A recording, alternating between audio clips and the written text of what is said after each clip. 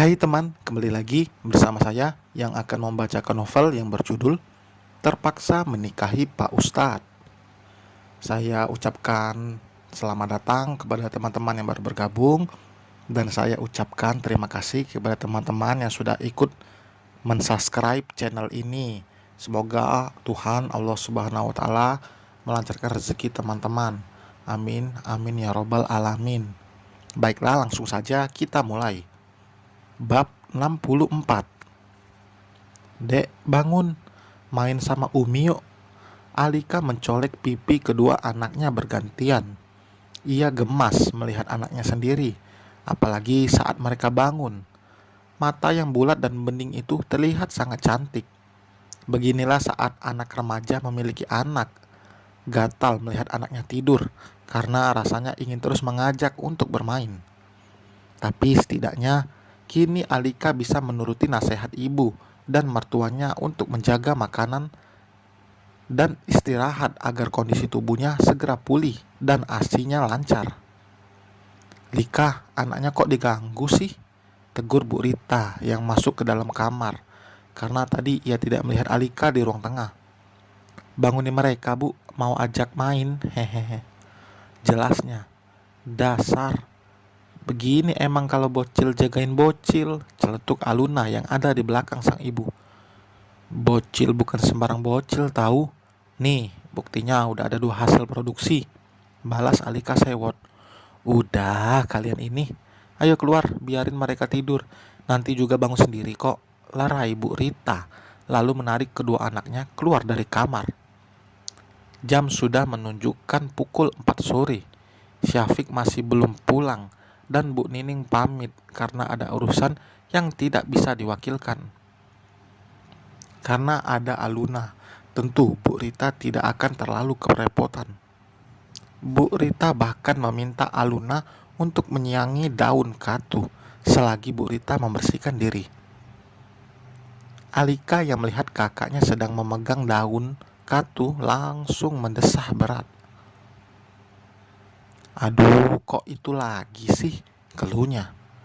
Mending kamu lancarin ASI pakai makanan gizi daripada harus dipijat buahnya. Emang kamu mau? Seru Aluna. Emang gak ada acara lain apa? Sunggut Alika sambil memakan kacang almond. Kacang yang bisa juga memicu agar ASI melimpah. Masih mending kalau dipijatnya sama suami sendiri. Kalau sama orang lain mah ogah, tutur Alika.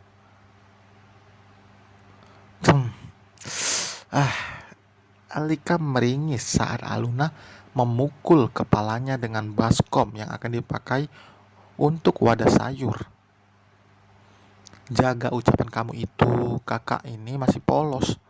Jangan ngomongin soal masalah gituan, otak kakak nanti tercemar lagi, ujar Aluna. Alika tertawa. Ya maaf, aku kan refleks kak. Cepetan nikah Gi, biar bisa si kembar punya temen. Nggak segampang itu, balas Aluna. Gadis itu masih belum bertemu dengan seorang yang pas di hatinya. Padahal beberapa lelaki yang datang adalah lelaki yang baik. Tapi jika memang bukan jodohnya, pasti hatinya akan dibuat ragu. Entah jika Aluna nanti dipertemukan dengan teman masa kecil Syafiq yang akan diperkenalkan oleh Bu Nining. Aluna juga bukan tidak ingin menikah, fokus pada karir hanya alibinya saja. Ia hanya tidak ingin melihat ibunya sedih jika melihat Aluna yang belum menikah. Aluna bahkan sekarang merasa ingin segera menikah setelah memiliki 2 orang keponakan yang begitu cantik dan menggemaskan. Aluna tidak ingin terburu-buru dan akhirnya mendapatkan seseorang yang salah. Iya sih, yang sampai kayak si Nurma dicariin cowok baik-baik malah nolak. Jadi aku yang malu karena udah maksa Mas Syafiq buat cariin, ungkap Alika. Alis Aluna bertaut. Kamu nyuruh Syafiq cariin cowok buat Nurma? Nggak cuma Nurma, Cynthia juga sama, tapi dia nggak nolak, cuma cowoknya yang nggak mau, papar Alika. Ya udahlah, mungkin emang belum jodohnya. Sedekat apapun, kalau emang bukan jodoh, pasti nggak bakal bisa bersatu. Begitupun sebaliknya, kalau memang udah jodoh. Sejauh apapun, jarak nggak bakal berarti, karena akhirnya pasti ketemu juga. Wah, dapat kata-kata itu dari novel mana, Kak? Tanya Alika sambil bertepuk tangan.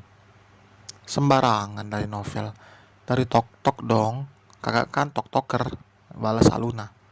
Alika tidak sempat menyaut karena mendengar deru suara mobil yang sudah sangat dihafalnya. Ia bergegas untuk membukakan pintu. Alika mencium keteknya sendiri, memastikan jika dirinya tidak bau meskipun hanya mandi tadi pagi saja. Alika merentangkan tangannya menunggu pelukan sang suami. Assalamualaikum warahmatullahi wabarakatuh, cinta.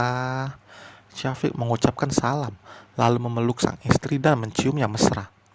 Waalaikumsalam. Aku dari tadi nungguin lo, balas Alika. Gak usah mesra-mesraan di situ. Sengaja ya mau bikin aku iri, seru Aluna yang masih bisa melihat kedua sejoli itu dari jela pintu. Kasihannya yang iri, ledek Alika yang baru masuk sambil menggandeng suaminya. Aluna hanya mencibir. Bang, kok bisa ya abang sabar sama dia? Tanyanya pada Safik. Ia merasa tidak enak jika memanggil nama adik iparnya karena usia Safik lebih tua darinya. Bisa dong, aku kan cantik. Jadi Mas Syafiq itu selalu lulu kalau aku udah ngeselin. Malah Alika yang menyaut. Luna udah dari tadi sampai? Tanya Syafiq basa-basi. Lumayan, tapi aku belum lihat si kembar.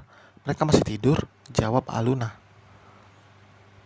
Syafiq manggut-manggut lalu pamit untuk masuk ke dalam kamarnya. Meskipun Aluna lebih mudah darinya, tapi Syafiq tetap menghormati gadis itu sebagai kakak iparnya. Senyum Syafiq mereka melihat anak-anaknya Syahana terlihat sudah bangun, sedangkan Syafana masih tertidur. Tangannya terjulur untuk menyentuh pipi Syahana. Jangan, Mas belum cuci tangan, belum mandi, tegur Alika setelah menepis tangan suaminya. Maaf, sayang, udah kangen banget soalnya, balas Syafiq. Ya udah, mandi dulu sana. Alika mendorong tubuh suaminya menjauh dari box bayi. Cium bentar boleh nggak? Pinta Syafiq dengan mata memelas. Nggak boleh. Cium uminya. Alika berjinjit untuk meraup bibir sang suami. Syafiq tidak melepaskan begitu saja. Ia merengkuh pinggang sang istri, menyalurkan rasa rindu meski belum 1 hari mereka berpisah. Memang harusnya seperti ini, romantis dan harmonis untuk menjaga hubungan agar tidak sampai roboh saat terkena badai. Udah Mas, mandi sana, jangan sampai kebablasan loh. Mas masih harus puasa, Alika memperingati. Mas sabar buat puasa kok, balas Syafiq dengan senyum lebar. Kamu sama si kembar sama-sama gemesin. Alika mencubit gemas pipi Syafiq hingga membuat lelaki itu meringis. Masya Allah, kamu gemoy banget sih. Boleh aunty gigin gak pipinya? Ujar Aluna. Ia mengendong Syahana karena Syafana digendong Syafiq. Kakak kira pipinya makanan apa? Sahut Alika. Pipinya kayak bakpao, tembem banget. Ini kalau bedain gimana sih? Wajahnya sama soalnya, tanya Aluna. Gampang, Savana itu punya tanda lahir kecil di pundaknya, jelas Alika. Terus nama panggilannya siapa? Aluna kembali bertanya. Savana sama Hana. Burita yang menjawab. Safa sama Hana. Saat baru selesai sholat maghrib, Savana dan Syahana terbangun. Aluna kini sudah bisa menggendong keponakannya karena tadi Alika belum mengizinkan karena bayi itu masih tertidur. Malam ini tidak ada Bu Nining karena beliau memiliki tanggung jawab juga di pondok. Semua keluarga akan kembali berkumpul saat acara akikoh.